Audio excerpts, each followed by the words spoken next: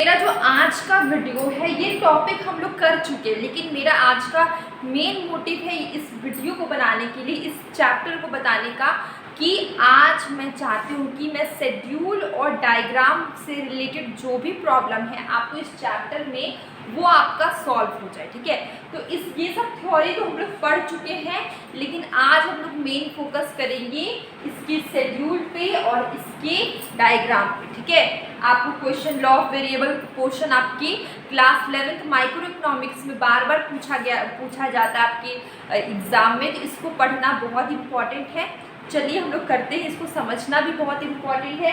देखिए, law of variable proportion की बात करें, हम लोग सब कुछ जानते हैं क्या है आपका लॉ ऑफ वेरिएबल प्रोपोर्शन। इसको मैंने शॉर्टकट में LVP लिखा है। ठीक है, ये सब हम लोग ने पढ़ा और be increase quantity of only one input. ठीक है, अगर हम लोग एक इनपुट को बढ़ाएंगे keeping other input fixed, TP क्या होगा, टोटल प्रोडक्शन क्या होगा, शुरुआत में इनिशियली क्या होगा, इंक्रीज होगा इंक्रीजिंग रेट से, इसके बाद डिक्रीज होगा डिक्रीज होगा। ठीक है, उसके बाद इंक्रीज होगा डिक्रीजिंग रेट से, इसके बाद क्या हो जाएगा, नेगेटिव रेट में आ जाएगा। ठीक है, इस चीज़ को हम लोग ने 3 फेज में देखा था।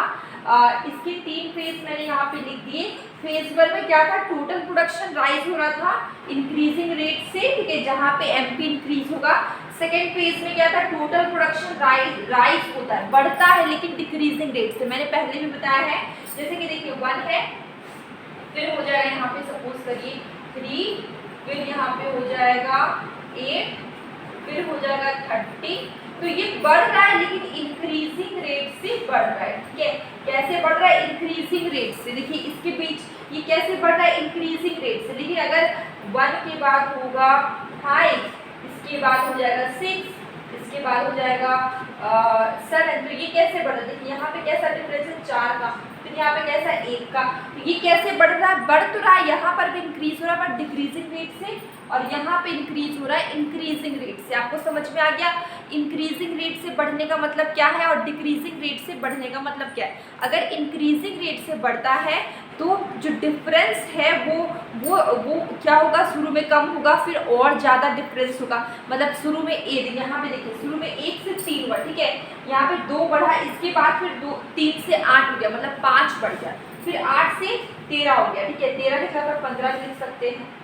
देखिए तो ये जो बढ़ रहा है ये कैसे बढ़ रहा है, इंक्रीजिंग रेट से। देखिए यहाँ पे 1 से 5 हुआ, 4 का डिफरेंस है, 4 बढ़ा, 5 से फिर 6 हुआ, 1 बढ़ा, यहाँ पर भी बढ़ रहा है लेकिन यहाँ पे कैसे बढ़ रहा है, डिक्रीजिंग रेट से बढ़ रहा है। ठीक है, हम लोग ने 3 फेज में से देखा। फर्स्ट फेज में क्या है, TP राइज होगा इंक्रीजिंग रेट से, MP भी इंक्रीज होगा।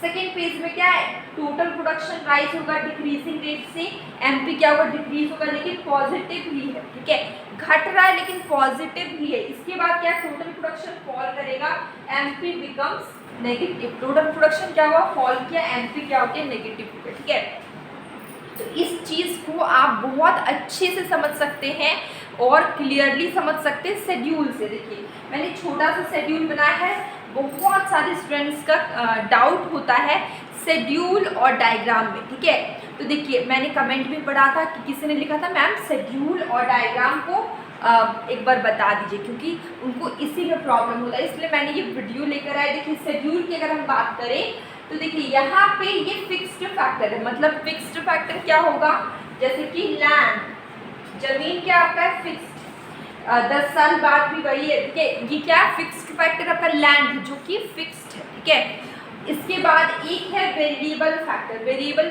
फैक्टर क्या है, लेबर है। ठीक है, वेरिएबल फैक्टर क्या है आपका, लेबर है, तो यहाँ पर लेबर। फिक्स्ड फैक्टर आपका क्या है, यहाँ पे फिक्स्ड है, वेरिएबल फैक्टर आपका चेंज हो। ठीक है, वेरिएबल फैक्टर आपका चेंज होगा, फिक्स्ड फैक्टर का फिक्स होगा। अब हम लोग को 2 और लाइन खींचना है, एक TP एक MP। ठीक है, अब देखिए MP आपको नहीं पता है। ठीक है, MP आपको नहीं पता है, सपोज करिए आपको MP नहीं, इसको मैं मिटा देती हूँ। देखिए MP आपको कुछ मालूम नहीं है। देखिए टोटल प्रोडक्शन हम लोग लेंगे ऐसे ही, कोई भी चीज़ आपको लेना है, शुरू में बढ़ाना है, फिर उसको शुरू में इंक्रीज करना है इंक्रीजिंग रेट से, कोई भी नंबर लेना है, उसके बाद उसको इंक्रीज करना है डिक्रीजिंग रेट से, फिर उसको मैक्सिमम करके फिर उसको घटा देना, फॉल कर देना। आपको इस तरीके से, आपको यहाँ पे इस तरीके से नंबर्स लिखने होंगे। मैंने आपको कैसे बताया, ऐसे नंबर लेना है जो पहले इंक्रीज होगा इंक्रीजिंग रेट से, फिर इंक्रीज होगा डिक्रीजिंग रेट से, इसके बाद मैक्सिमम होगा, उसके बाद नेगेटिव हो जाएगा। ठीक है, देखिए यहाँ पे देखिए टोटल प्रोडक्शन मैंने लिया 10, ठीक है, क्या लिया 10, इसके बाद मैंने लिया 30, 10 के बाद क्या मैंने लिया 30, ठीक है, कितना का डिफरेंस है 20 का, इसके बाद मैंने लिया 50, ठीक है, कितना का डिफरेंस है यहाँ पे देखिए 15 का, ठीक है, इसके बाद मैंने क्या लिया 52, 52 में कितना का डिफरेंस है 7 का।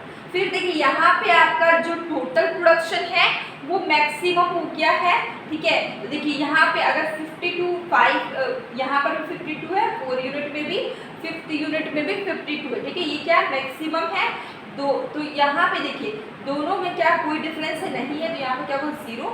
इसके बाद आपका टीपी क्या हो गया, फॉल कर गया, ठीक है, तो यहाँ पे क्या हो जाएगा आपका नेगेटिव, तो कितना हो जाएगा यहाँ पे देखिए, यहाँ पे हो गया आपका माइनस। आपको एमपी समझ में, अगर आप टीपी ऐसे नंबर लिखेंगे जो कि पहले इंक्रीजिंग में बढ़ेगा, फिर डिक्रीजिंग में बढ़ेगा, डिक्रीजिंग रेट से बढ़ेगा, फिर आपको मैक्सिमम रखना है, उसके बाद उसको फॉल करेगा, ठीक है, ऐसे नंबर रखेंगे, एमपी आपका टीपी से ही निकल जाएगा, ठीक है। हम लोग ने बस डिफरेंस निकाला ये सब में, जैसे 10 में से 30 का डिफरेंस, देखिए ये सब इतना जो 45 में से 30, 52 में से 45, 52 में से 52 मैंने माइनस किया, 48 में से 52, तो ये क्या है, बस डिफरेंस निकाले, हमारा एमपी आ गया, ठीक है। इसके बाद अब हम लोग देखते हैं ये वाला, ठीक है, ये हमारा डायग्राम 2 है, शुरुआत में पार्ट 1, सेकेंड में पार्ट 2, ठीक है। पार्ट 1 में हम लोग ने क्या लिया है, टोटल प्रोडक्ट, देखिए ये हमारा बी सेक्शन में हम लोग ने क्या लिया, मार्जिनल प्रोडक्ट, ठीक है।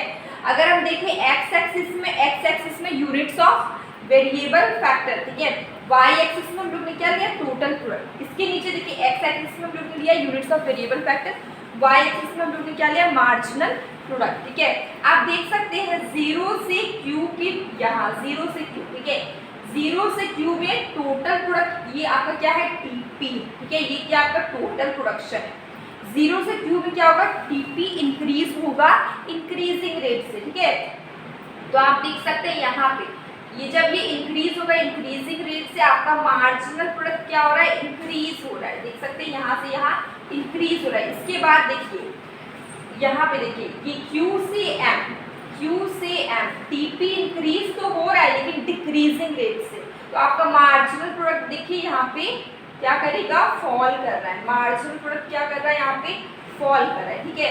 अब ये स्टेज एंड होगा यहाँ पे जब टोटल प्रोडक्ट क्या हो जाएगा, मैक्सिमम। आप देखिए जब टीपी हो गया मैक्सिमम, सेकेंड फेज में एमपी क्या हो गया, 0 हो गया, ठीक है।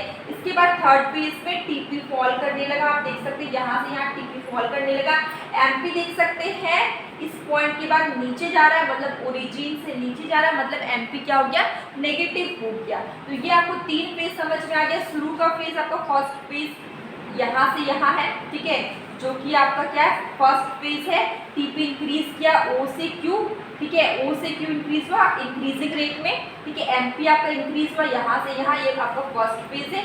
इसके बाद आपका टोटल प्रोडक्शन इंक्रीज करेगा U से M, ठीक है, इंक्रीज कर रहा है डिक्रीजिंग रेट से, तो आपका मार्जिन प्रोडक्ट इंक्रीज करे, सॉरी मार्जिन प्रोडक्ट आपका क्या होगा, डिक्रीज होगा, ठीक है, यहाँ पे, और एमपी यहाँ पे देखिए यहाँ तक डिक्रीज होगा, यहाँ पे एमपी मार्जिन प्रोडक्ट आपका 0 हो जाएगा, टोटल प्रोडक्ट यहाँ पे क्या होगा, आपका मैक्सिमम होगा। इसके बाद टीपी आपका थर्ड फेज ये है, टीपी आपका फॉल करेगा, एमपी आपका क्या हो जाएगा, ओरिजिन से नीचे चला जाएगा, मतलब क्या हो जाएगा, नेगेटिव हो जाएगा, ठीक है। ये जो Q पॉइंट है ये आपका क्या, पॉइंट ऑफ इन्फ्लेक्शन, ये क्या आपका है, पॉइंट ऑफ इन्फ्लेक्शन, ठीक है। तो ये आपको समझ में आ गया। शेड्यूल में भी अगर आप देखें, शेड्यूल में मैंने आपको नहीं बताया था, मैं बता देती हूँ। देखिए यहाँ पे देखिए ये आपका फिक्स्ड फैक्टर है, ये आपका वेरिएबल फैक्टर है। फिक्स्ड फैक्टर मतलब लैंड, वेरिएबल फैक्टर मतलब लेबर, ठीक है। ये आपका क्या है, TP total production, MP marginal production, ठीक है। टीपी देखिए हम लोग का शुरू में 10 से 30 इंक्रीज हुआ पर इंक्रीजिंग रेट से, ठीक है।